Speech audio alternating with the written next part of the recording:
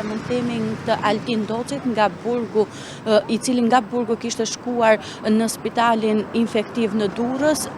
për të marrë një mjekim, pra përsa i përket problemeve shëndetësore që ai kishte shfaqur me veshkat, në fakt u arratiz duke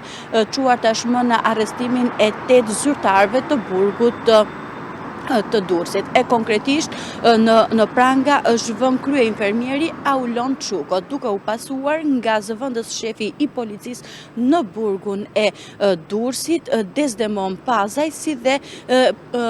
5 efektivët e tjerë. Ndërkohë, një prej efektive është edhe identifikuar në fakt edhe si Fation Baxhi, i cili është dhe personi apo efektivi i policisë së Burgjeve që e ndoqi fillimisht Altin Docin, sapo ky i fundit doli nga kati i treti i spitalit infektiv të Durrësit në katin e parë dhe më pas u drejtua portës hyrëse të spitalit, aty ku e priste një Audi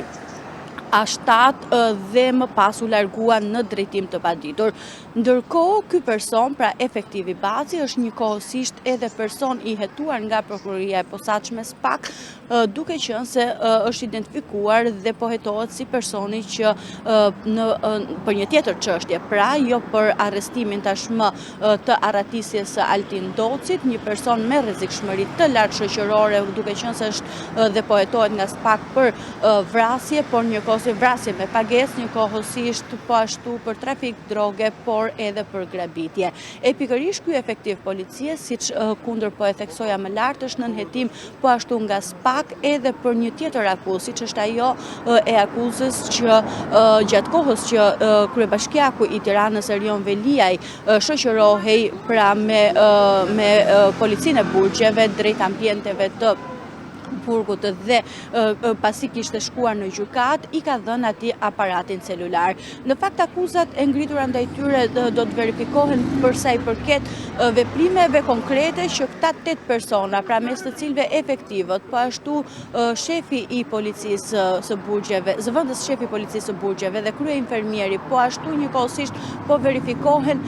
rolet konkrete që kanë pasur. Konkretisht këta efektiv, 5 prej të cilëve në fakt kanë pasur detyrën konkrete për ta shoqëruar dhe kanë qenë persona përgjegjës për shoqërimin e tyre. Por skandali vijon që në momentet e para, jo vetëm pra skandali më i madh, themi mori për masat kur Altin Doci, një person i pandehur përsa i përket dosjes plumbi i artë, në fakt mori skandalin edhe më të madh kur në videot e siguruara kuptohet qartë që momentet e para kur ai shoqërohet me një autoambulancë dhe i drejtohet spitalit të Durrësit, shoqërohet pa pranga në duar, një shkelje kjo sipas protokollit dhe ligjit